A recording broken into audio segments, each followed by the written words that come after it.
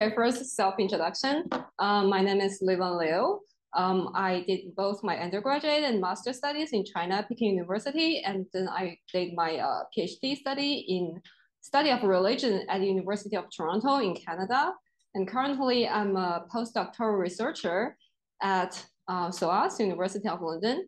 My current project works on the linguistic study of the historical development of Classical Newar, and also, but my personal research interest is more like on the religion side. I do ritual studies and Sanskrit studies, South Asian intellectual history, and my dissertation is about the animal sacrifice in South Asia.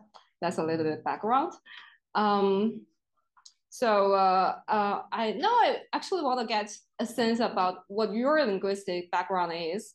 So if you have ever learned Sanskrit, you may raise up your hand. Okay, that's great. That's more than I expected. Okay, so if you have ever learned other like Tibeto-Burma language, you may raise up your hand. And those who are online can also raise up your hand through the feature of Zoom. Yeah, quite a few. Okay, that's pretty good. That's better than I expected. Because there are so many like loaned words from Sanskrit. So if you have that, and if you can read Devanagari, that will be great, and that will be like Newar will be rather easy for you. And if you have learned any other Indic language like Hindi, Bengali, Nepali, please raise up your hand. Okay, now I have an idea about this. Okay. So now we shall start our learning of the Newar language. So just the first a brief introduction of the language itself. It's called Newar, and it's also called Nepal Pasha or Nepal Pai in modern Newari. So that means the language of Nepal. And this is the language of the Newar people who are the like major population in the Kathmandu Valley in Nepal. Now when talking about Nepal, we always think about Nepali as the official language, but actually before the 18th century, the dominant language in the Kathmandu Valley is actually Newar before the conquest of Gauta. So in Nepal, we have like Licchavi, Mala, and quite a few like kingdoms in the valley whose official language is actually Newar. But until like around the 18th century, the Gauta people come to the Kathmandu Valley, and then now we have their language, Nepali, as the official language in the Kathmandu. But if you want to read the history of Nepal, know about more like the political, historical, or religious conditions prior to the 18th century, you may need Newar and also Sanskrit, of course, in South Asia. So after taking this course, you will be able to read Newar manuscripts or texts written in classical Newar after the 16th century. I'm saying so because Newar, like the historical development of Newar is kind of complex. Prior to the 16th century, the grammar is a bit different, and the field is so small, so we have no textbook for it, and only a couple of scholars in the world can read that. So now we don't have any like resources to learn it. Actually, you have after learning this book, and then you can like try it by yourself. But now we won't be able to tackle it. But now, after learning this textbook by author, you will be able to read manuscripts, texts, narratives, stories, ritual manuals, all of these fancy, exciting things composed after the 16th century until the 20th century. And now in the Kathmandu Valley, they are still using Newar, but it's more the modern form. It's a bit different from the classical one we are learning, but once you have the classical Newar, it will not be too difficult for you to go before that for the older classical one and for the modern ones. So now I think we can get started. I already shared this text via email link. I sent you an email yesterday evening, and we have a Google Drive in that. if you don't have the drive, if you don't receive the email, just come to me and I can send you again. So this is our textbook, A Course in Reading Classical Newar. It's by Felix Otter, a scholar in Marburg in Germany.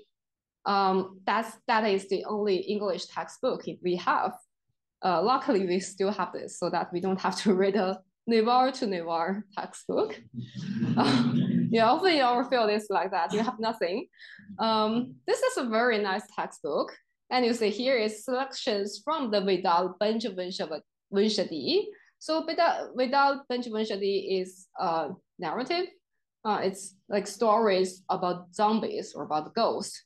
It's kind of like very popular South Asian folk narratives. And this manuscript is composed around the 16th century. It was translated from the Sanskrit into the Newar. And Felix Otter did quite a few research on that. And based on his research, he composed this grammar, this textbook for classical Newar. And most of the examples he has in the exercise is from this Vedala Benjavanshadi. And yeah, if we really like in the future, we can read a little bit into the manuscript to see the manuscript itself, but not for now.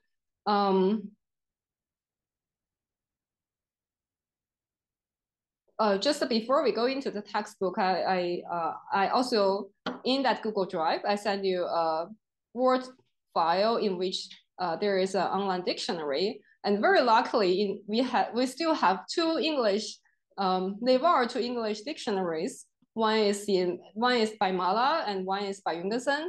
And very, very, very luckily, we still have the Chicago.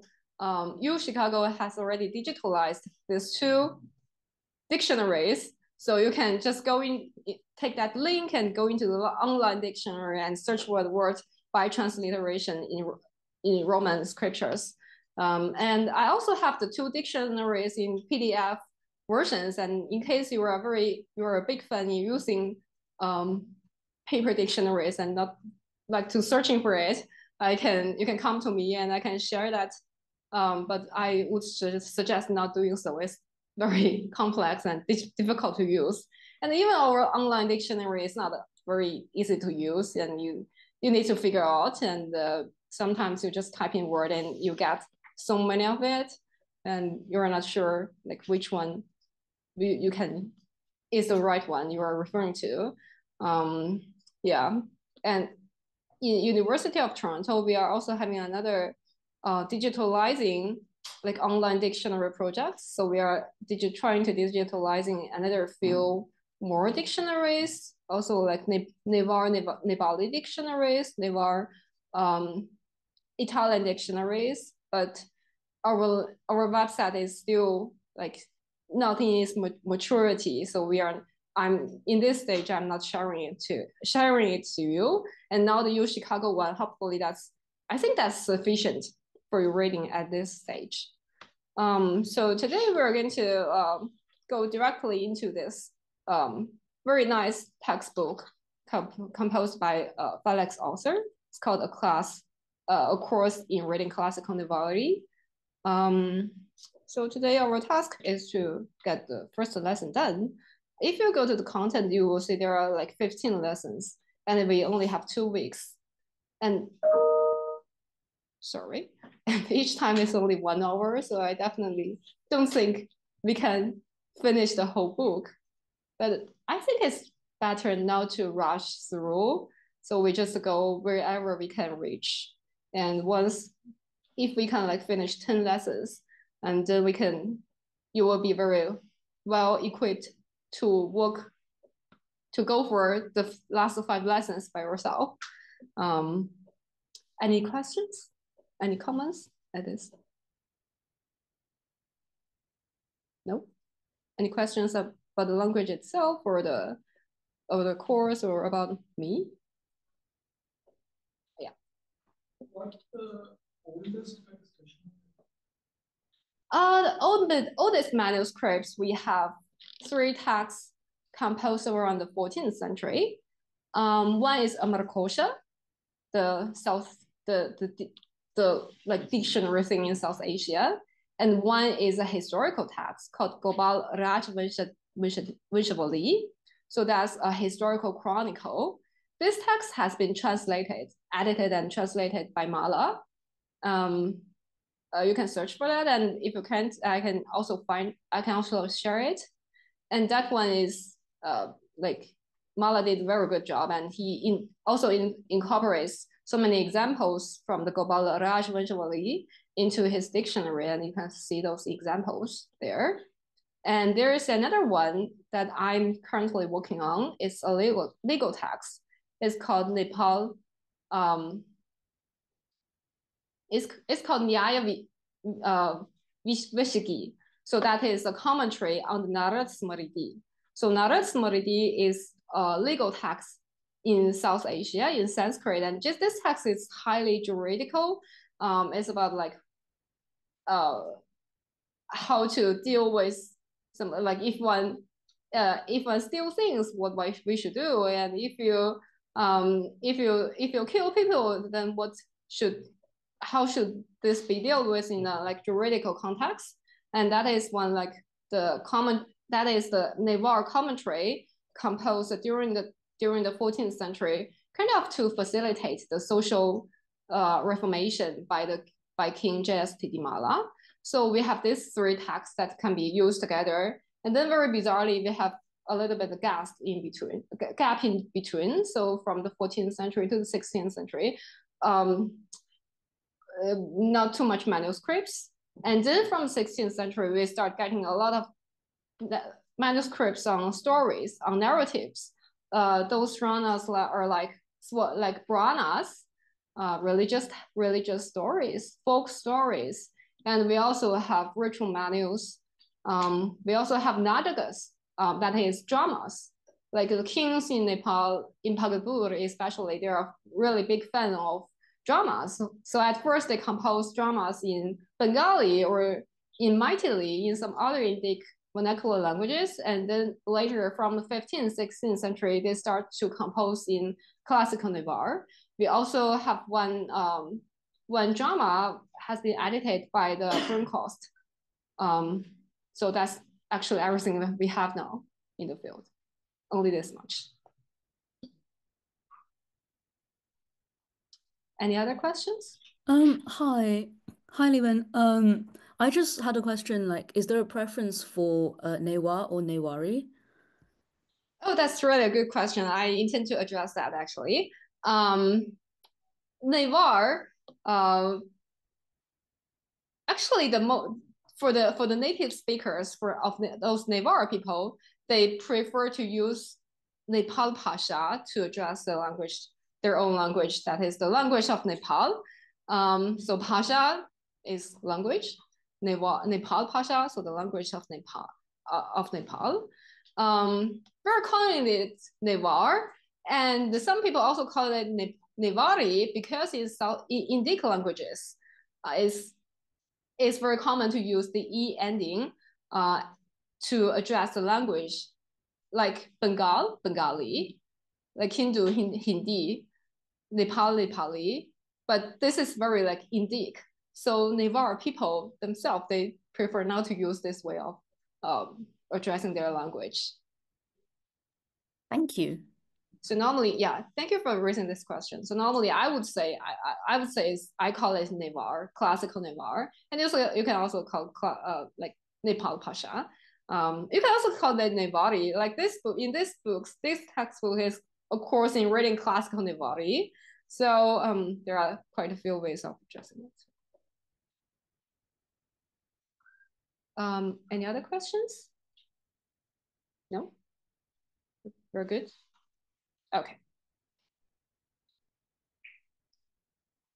Then let's go directly into our textbook. Author has like a very good introduction of the Newar language, but I think I don't have to have time to go through that with you. So you may like read it by yourself. And now, like here, he addressed that like the early classical and old Nevari, and also the like the historical like time period of those texts. So let's go directly into this alphabet chart. For those who have learned Sanskrit, and this is very easy and you already have it, but for those who don't have, so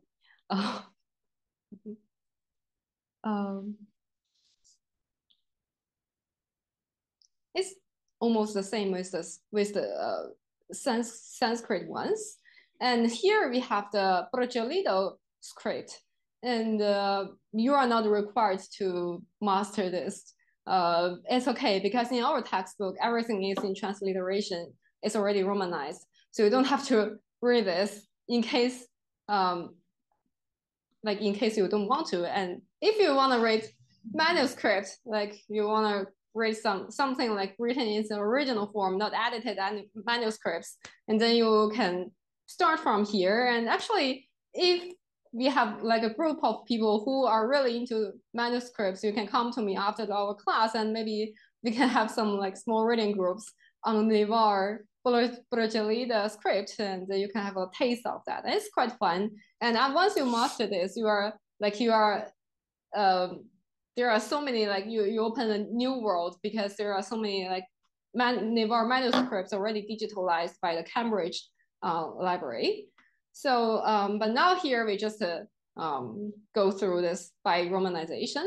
So we have on the top, there are like 12 vowels. So a, I, u, ri.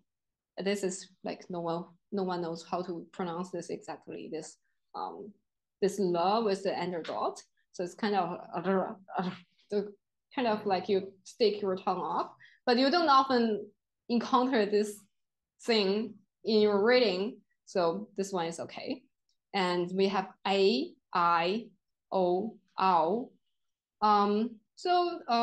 Just like short and long. Is the short one, and I is the long one. And if you ask like native speakers, they would say like the short one is the blink of eyes for one time, and the ah is 2 times. I mean, it's an interesting way of describing it, but yeah, we are not counting our eye blinks while speaking, but you just get a sense of this. Is how they described it. So these are the vowels. And in the manuscripts, you can see these vowels, they can stand alone in the reading also, but they can also be put together with consonants. And we have like this much of consonant.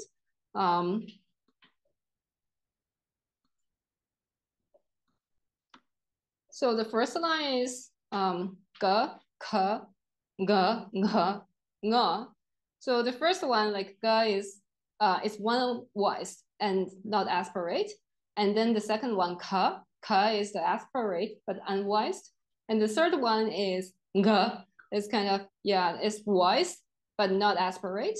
And the fourth one, g, is both voice and aspirate. And for me, like my mother tongue is Mandarin, so I have some difficulties in pronouncing g and ka. It's like you form a little bit block in your throat. So, and then you make that breath coming out. And nga is you stick the end of your tongue to the upper side in your mouth. Nga. So it's like this. This word, this nga, is like in Sanskrit, it's not very common to see it standing alone. It's often just a nasal in Sanskrit, but in Newar, you see a lot this nga just be itself. So better to be able to pronounce it in a good way. And this is the first line. And then we have the second, ja, cha, ja, nya. So the same, the first one, like the nothing, just the unvoiced and aspirate, and then the aspirate one, the voiced one, and the both. Ja, cha, ja, nya. And the third line sounds a bit like da, da, ta, da, da, na. This line is retroflex. So you put your tongue, tip of your tongue to the upper side in your mouth, just a little bit back back of your teeth. Da, da, da, ta, da, ta, da.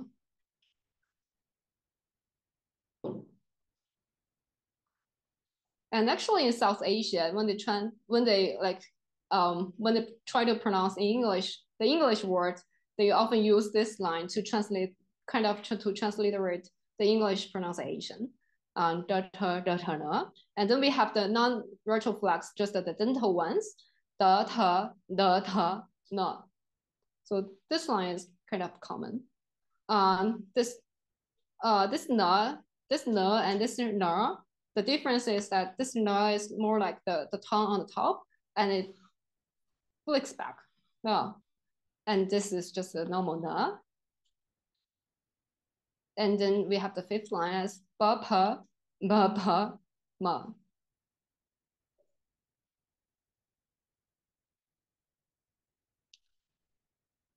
And then we have ya, ra, la, va.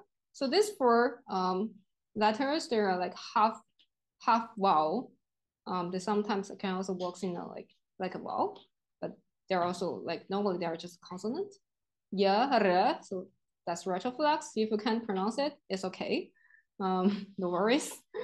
And if you want to practice, that would be great. And this la and ra, actually in the written system, they're often like interchangeable. So like the word like jula, you have jura and we have jula. They are the same. They are the same in Newar language. And then we have ba, ya, ra, la, va, and sha, sa.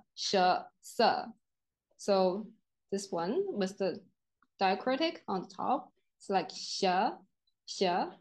So your tongue is at the back, and sha is your tongue is in the front, and sa, so just a normal one as the Sanskrit, as in the English, sha, sa. But I do see when in the modern pronunciation, sometimes they don't like distinguish too much between these three letters. Sha, sa, and ha. That's the last one. And these two, author put them here is just to show you the other, like just this dot on the top is a nasal. So it's gang. So when you see this like a circle on the right top of the letter, so that is the nasalization of it. And in the Newar language, often this nasal has some it indicates it's either an emphatic particle or it could also indicate the ergative case. And there is the vigraha, so the ha here. No, so here this one is nah. And in the modern Newar, ha is also this visarga is also a marker to lengthen the vowel. And then here we'll have the vowels put together with the consonant. So on the top, we see all of these consonants, they have an inherent so that is the short And then here we have something they can also be put together with the other vowels, like this one, ja, ra, ta, na, dia. So they can put together in any way. So and then this one, dia, this is a conjunct consonant. So we have ta as half of it without vowels, and then we have ya put together to it.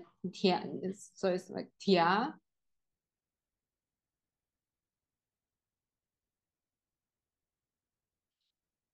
Yeah, this is tia, very common also in Sanskrit and Pali. Like dhyana is the meditation. And we have di, and this is also conjunction, tri. Like in the evening is radri. So this is both in Sanskrit and Newar. And also Hindi and Bengali and almost all the other Indic languages. Author is showing this to explain the Brajolita script, but since we're not learning it, but so it's okay. And we have wu, like in the manuscript, or Devanagari, in the writing is put underneath the word, the letter, but yeah. This gu, ju, du, and we have this nhu. This is kind of like very Newar, very unique to Newar, and it's not known for found in other Indic languages. It's more like the n pronounced in an aspirate way. It's na. But you can pronounce it in other ways if you like. I also see other like scholars pronounce as nahu. As long as you can identify this, it's okay. But if you ask the like Newar scholars, they would pronounce it in this way, and because in modern Newar it's pronounced in this way, so I would just go with the nu, the aspirate na, and hu, and we have some other vowels, gu, ru, and this gri, so this ri, the vowel is a little bit retroflex, gri, and this gri, one is vowel and one is voice, and then this one is an voice, gri. Yeah, this is very common, gri hasti, like householders in Buddhist scriptures. You can find it anywhere. And it's vari.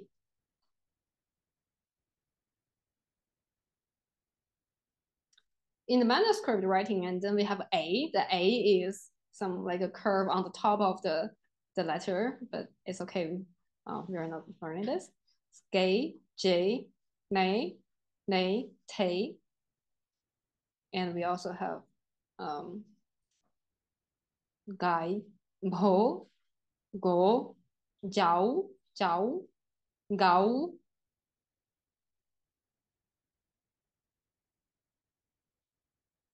And we have this 4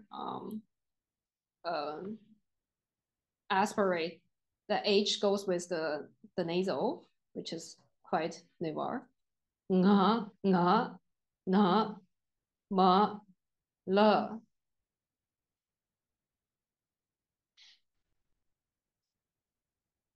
This is a bit tricky because in the dictionary, sometimes you also see they are written in a reverse way. Sometimes it's NHA, sometimes it's HNA. Like in the Jungerson's dictionary, he translates things differently. So he has HNA, and then that's very tricky. If you search for the word in the dictionary, you search NHA, you are not getting it.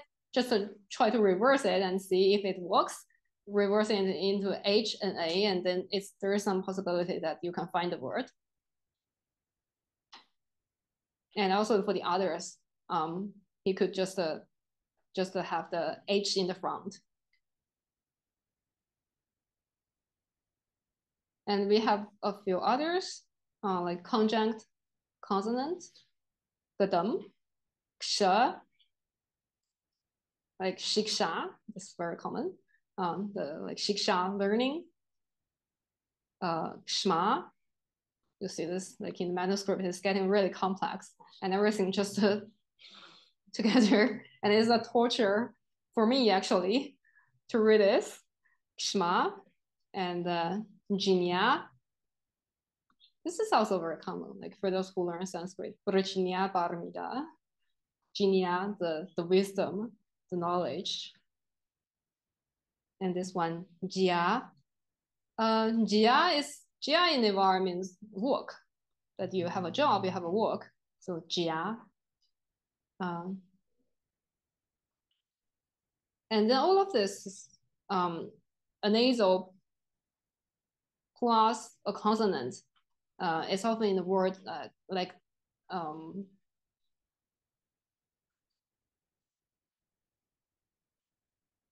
brunja. So it has to be, the na is the nasal attached to the consonant prior to it, and it's not easy to pronounce without the consonant prior to it. And this enda, like in Newar, like denda is the like punishment or stick. That's the same in Sanskrit. It's written in this with this enda, denda. And this the double da, just like da. And if you want to pronounce it, you can have, it's not pronounced as da, but it's just like da, but there should be a like a very short pause between this syllable and the syllable prior to it, like what could be the example to it? Like normally like sun is Buddha, but if you written as like Buddha, it's also okay. So it's Buddha. So a little bit pause in between. And bra, mia. This is mia. We have one word with that. The daughter in Newar is called miaja. So this is this mia and plus ja, miaja. And this st, and shna, stu, and sta. Like grihasta, gri, we already have that, and sta is this written as in this way.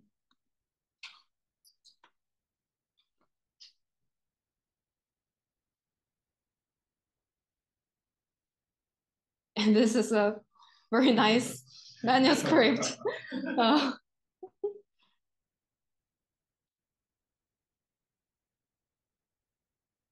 Like lite to tayasa, manja gavi narabadi. So this, yeah. In case you want to read it, we can have a reading group. It's very nice, exciting, challenging.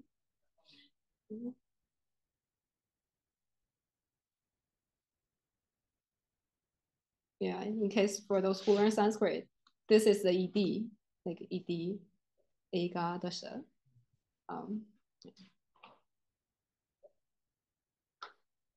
Okay, so any questions? No. Overwhelmed? Hopefully not. Okay, so now we already have this alphabet done for today. We still have 15 minutes. Okay, so let's go a little bit into the grammar. Start from the lesson 2. It's not very difficult. You should have some confidence in yourself. And Newar is not a difficult language compared to the other Indic languages like Sanskrit. So you will be fine. No worries. Okay. So just like other Indic languages, Newar is also an SOV language. So you have the subject, word, subject, object, and the verb. So like I eat rice is I rice eat. So every time when you read a sentence, you should expect the verb appears at the end of the sentence. So when you have a sentence, go to the beginning to see the subject and go to the end to see the verb, and then you can go into the middle. That's easier way to read.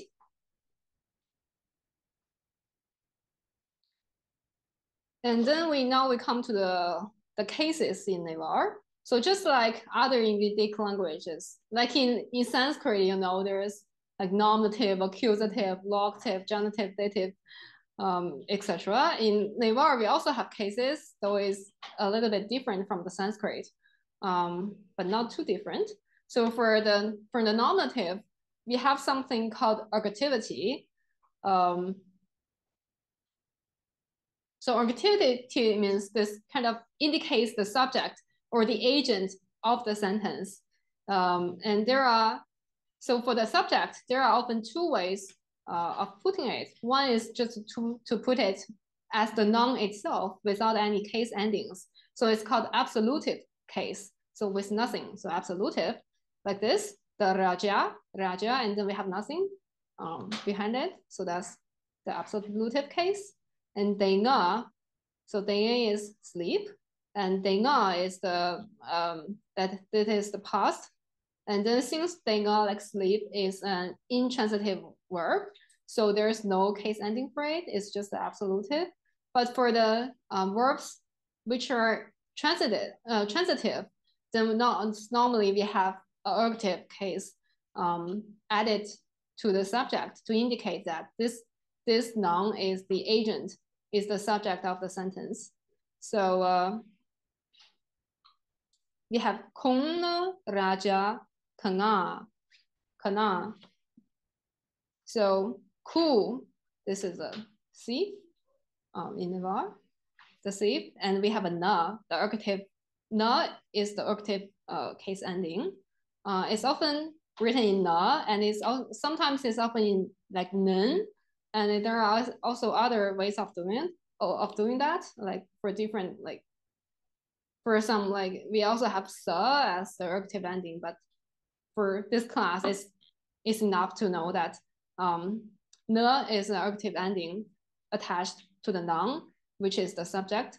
So the thief with the ergative ending na, the kona, raja kana, kanen. So he's here. There is like a curved thing above this a. That's author's way of writing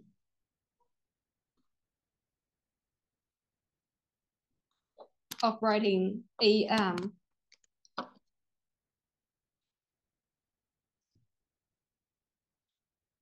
So if it's just an A, you just pronounce as kana. And with this curved thing, you can pronounce as kanen. So it's kind of nasal attached to it. And that is the perfective past ending for the verb. And in other texts, you also see like Sanderson, as Jungerson, just transliterates this A as AM, and author does it as a curve. So if you see it, you know that's the same thing. So you see we're really a small field, and there is even no standard for transliteration. And if you search a word in the dictionary, you should go with AM because you can't really type that curved thing above. And here in the sentence, we say Raja is without any ending, it's just absolutive. So we have thief, sea, and king. And the ergative ending indicates that the thief is the subject. So the sentence should be put as the thief saw the king. And then author gives us a few examples of like adding more flavor to this king, different ways of modifying the king. We can just like read through his examples. Like to is a pronoun that means this. So to means pronoun which is close to yourself. And then we have like ama, that means that thing that is close to the other speaker. So to is like this, and this king, absolutive with nothing. Like Raja is the king, and to king, so this king. And then we can add some adjectives before the king, like to davo Raja. So davo, that means great, important, big. So davo here modifies the king. To davo Raja, this great king. And then now we have a little bit complex one. No kuna kanga raja. So again, we have the to, this pronoun in the beginning, and then raja, the absolutive with nothing, with no case ending. And then we have a phrase modifying it. Is kuna kanga. So kanga is the perfective participle of kane, to see. So so we have see here, like seeing, and then, or he saw, and then we have kuna here. So this kuna, the na case ending indicates that this ergative, ku is the agent of the action of see. So it's actually not the king sees the thief, but the thief sees the king And then it can be translated as, so this king that the thief saw. And author is also giving another translation for sentence in the passive way, like this king seen by the thief. In Newar, we don't have like the typical like passive language, passive sentence structures. So it has to be like read according to the context. So you can either translate as this king that the thief saw or this king seen by the thief. And then we have more things like the next sentence, like 통 코나 그가 라자 야다. So to again this, kona the thief with ergative ending, and kana is he saw, modifying the king. And then we have the case ending for the king, like it's yada, dative ending for the king. So for the king, seen by the thief.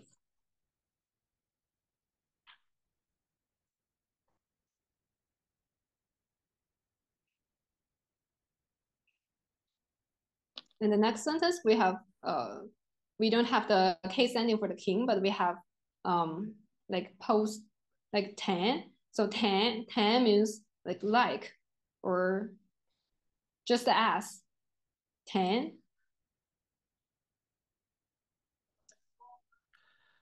Hi, sorry, I would have a question. Do you hear Yeah, me? please go. Yeah, I can hear you. Great. So this perfect participle or perfect something, does this work as a nominalizer in the case of 2.3? I think it looked like a relative clause, or our relative clause, sorry, 2 point, Yeah. yeah, 2.5 or 2.6, yeah, for that matter. Yeah. Are relative clauses unmarked? Sorry if I'm just jumping into grammar. It's okay, no worries. So are relative clauses unmarked just by the syntax, also marked merely by the syntax of the clause, or do you consider this perfective marker a nominalizer in a sense? We have other nominalizers in Newar, like ma or guli or gu, something Right. else.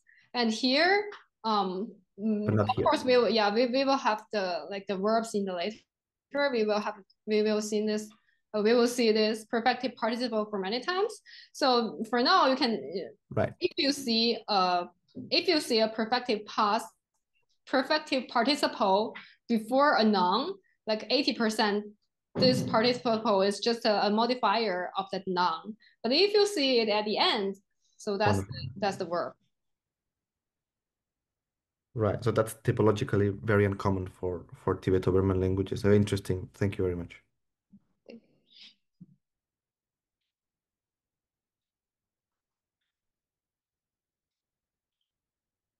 Okay. So 2.8. So, and then we have, again, the same structure in the beginning. And now we have Raja Bani and absolutive without any case ending. Bani is plural marker. We will also come to this later in the class. So then we have the kings, not the single king, but just the kings.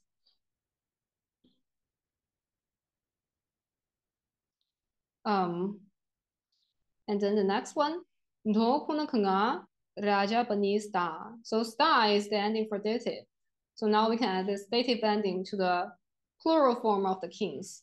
In Newar language, the case ending only goes with the noun. It's not like in the Sanskrit, we also have put it together in the adjectives. In the Sanskrit, it's just the noun at the end. So that makes things easier. Raja Banista. And then we have another sentence. Kuna kanga raja chama. So chama is like cha is the number, numeral is 1, and ma is actually the classifier. We don't have much classifier in Indo-European language, but in Tibeto-Burma that's very common. So ma is the classifier for animate beings. So chama modifies the king. So we have like a certain king, one king, a certain king seen by the sea. And then to that ma, we also, at the end, we can add a case ending for it. So yada, that is the dative ending. So nkuna kanga raja chama yada. So for a certain chama king, which is sin nkanga by the sea nkuna inhabited.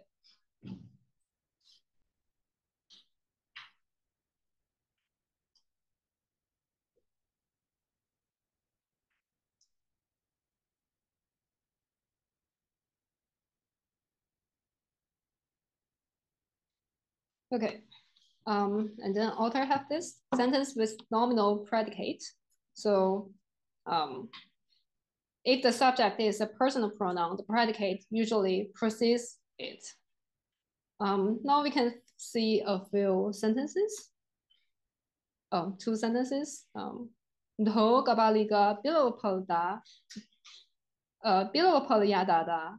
So for those who can read Devanagari, you can read from this line. And for those who don't have Sanskrit, who don't have Devanagari, you can read this transliteration.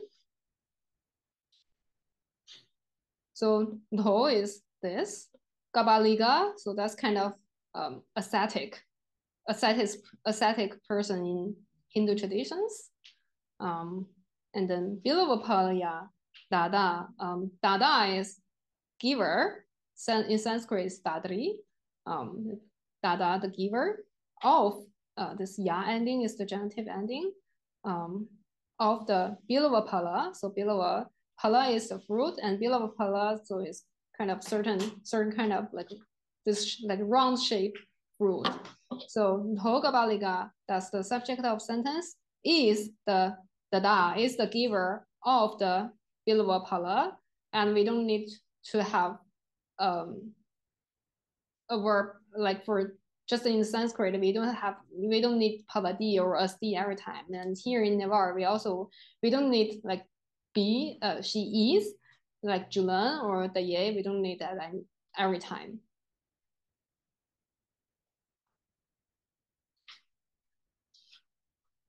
And the next sentence, Kshanti Shila Nama Gabalika Jogi J.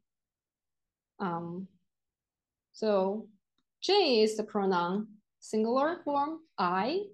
I am the yogi. So that's yogi in other Indic languages. The yogi, the person who practices yoga. I am the yogi. And I'm a Gabalika of this specific asceticism. The Gabalika yogi and Nama. So this is the name. Nama name. So whose name is Kshanti Shila. So I am the yogi, I'm the Gabalika yogi whose name is Kshanti Shila. I have a question. Yeah. Do Newar use virama? Because I see here it said nam without I. Do they distinguish nam and nama? So I know this is Sanskrit, but like in their native words, do they distinguish between with virama and without? Actually, they use virama, but not at the end of this. At the end of a word.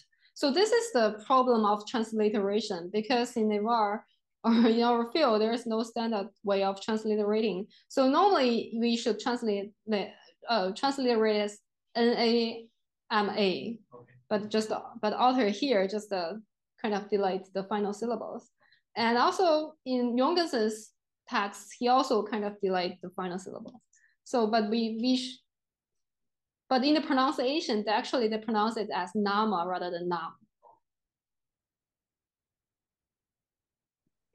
Hi, I have a short question. Is that in simple equative sentences like this, there's simply just no copulus? Mm-hmm. Thank you.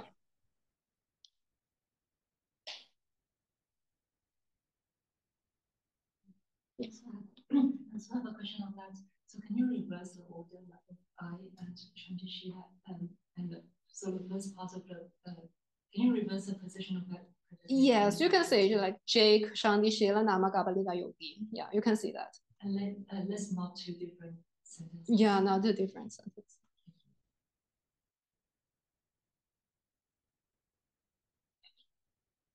Any questions or since already 12:30? Sorry, maybe we can have one last question. I have a question. Yeah. More general about Classical Newar. So as you may know, modern Newar has a lot of dialects, like Kathmandu and Malacca and Hari Water. But my question is, are all of our Classical Newar texts from the Kathmandu Valley, or are there texts from other parts of Nepal? And do they, if so, are they also in like is there like a standardized Classical Newar language, or is there some degree of regional variation of like the different Newar varieties? Thank you for your question. I have a quick answer that most of our manuscripts are from the Kathmandu Valley, but even within the valley, there are so many differences. Like Kathmandu is one thing, and then we always has like Pagdabur, they have different things. Like in Pagdabur, they have like in Kathmandu they have Jula, and in Pagdabur they will have Jula, and so there are so many kind of difference also reflected in the manuscripts. And if the manuscript can like we have colophons, so we kind of need to rate where in which place this text is produced. And in Pagdabur, I would say it's always different from Patan and Kathmandu.